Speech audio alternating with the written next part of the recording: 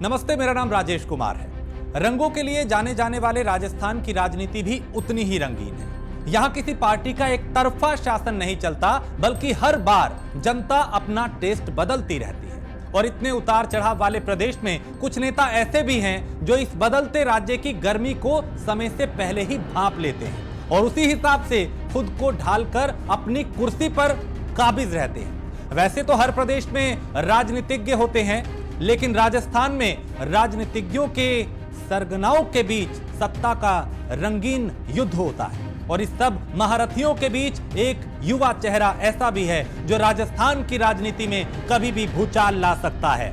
जी हां, नेताजी का नाम सचिन पायलट है। इनके नाम के जितने चर्चे हैं उससे भी ज्यादा चर्चे इनके काम के होते हैं, क्योंकि पायलट साहब बेबाक तो हैं ही, साथ ही अपने बोल्ड फैसलों के लिए काफी चर्चा में रहते हैं। और इस रिपोर्ट में हम सचिन पायलट के राजस्थान में बढ़ते कद और आगामी चुनाव में उनकी जीत या हार के बारे में विस्तार से चर्चा करेंगे।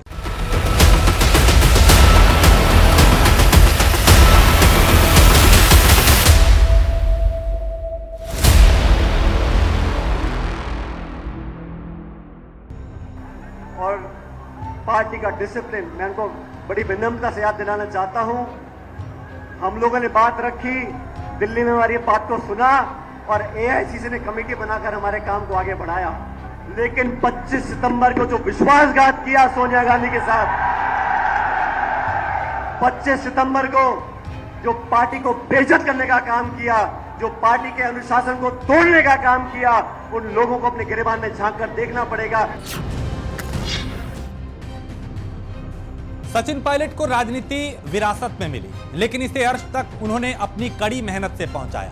जनता के बीच जाकर जनता की बात समझने और जनता के लिए जमीनी तौर पे काम करने वाले चंद नेताओं में से एक सचिन पायलट भी हैं। और राजस्थान के टोंक से मौजूदा विधायक और राजस्थान कांग्रेस के मजबूत स्तंभ सचिन पायलट युवाओं का चेहरा माने जाते हैं। राजस्थान के सियासी गलियारों में तूफान लाने के लिए पायलट का एक भाषण भर ही काफी होता है। वो पूर्व डिप्टी सीएम भी रह चुके हैं और कई बार सीएम पद के उम्मीदवार भी रह चुके हैं। सचिन पायलट राजस्थान के गुर्जरों के तारणहार माने जाते हैं और जिस कारण यहां का बड़ा गुर्जर वोट बैंक इनके साथ खड़ा रहता है। और फिल्मी भाषण और डायलॉग मारकर नेता तो कई बार बन जाते हैं, लेकिन सचिन पायलट ऐसे बरसाती नेताओं से बिल्कुल अलग है। वो जनता से जुड़े मुद्दे उठाते हैं, जैसे बेरोजगारी, महंगाई और भ्रष्टाचार। इस लोकतंत्र के सबसे बड़े मंदिर के सामने कांग्रेस पार्टी और युवक कांग्रेस अपनी ऐतिहासिक जिम्मेदारी को निभा रहा है।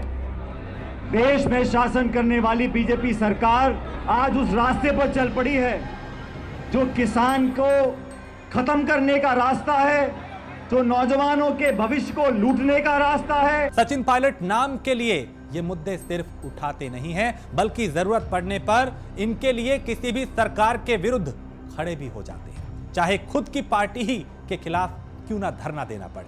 सचिन पायलट जनता के काम को करवाने के लिए हर हद तक जा सकते हैं, एक्टिव रहते हैं, सक्रिय रहते हैं। खैर, अब बात करते हैं इसी साल के अंत में राजस्थान में होने वाले विधानसभा चुनाव के बारे में और सचिन पायलट के इन चुनावों में संभावित परिणाम के बारे में भी बात करेंगे। पिछली बार 2018 में राजस्थान की 200 सीटों में से 100 सीटें कांग्रेस ने जीती थी। एक सीट का समर्थन लेकर कांग्रेस ने अपनी सरकार बनाई और मुख्यमंत्री बने अशोक गहलोत। सचिन पायलट को उप मुख्यमंत्री बनाया गया, लेकिन बाद में वैचारिक मतभेद के चलते उन्होंने इस्तीफा दे दिया था।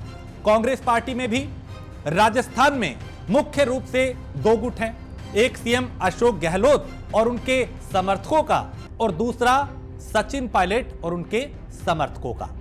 पिछले कुछ साल में इन दोनों गुटों के बीच जमकर वैचारिक मतभेद भी हुए हैं, जो सबके सामने आए। आला कमान से समर्थन के चलते अशोक गहलोत हर बार बच जाते, लेकिन सचिन पायलट की ताकत को हर बार आला कमान ने भी महसूस किया है कि वो किसी से कमजोर नहीं है, कम नहीं है। हालांकि कांग्रेस की राजस्थान में अच्छी खासी पकड़ है, ज्यादातर विधायक अशोक गहलोत के समर्थन में हैं, लेकिन फिर भी हवा बदलने में समय नहीं लगता। और सर्वे पर भरोसा किया जाए तो अगर इस बार राजस्थान में कांग्रेस की सरकार बनती है तो सूबे के मुख्यमंत्री पद के लिए सचिन पायलट के नाम पर फिर से चर्चा की जाएगी। रिपोर्ट तो यहां तक है कि आगामी चुनाव में सचिन पायलट के समर्थन वाले विधायकों की संख्या बढ़ सकती है, जिससे न सिर्फ पायलट की पावर बढ़ेगी बल्कि वो राजस्थान के अगले मुख्यमंत्री भी बन सकते हैं। ये राजस्थान की सियासत का गुणा गणित है।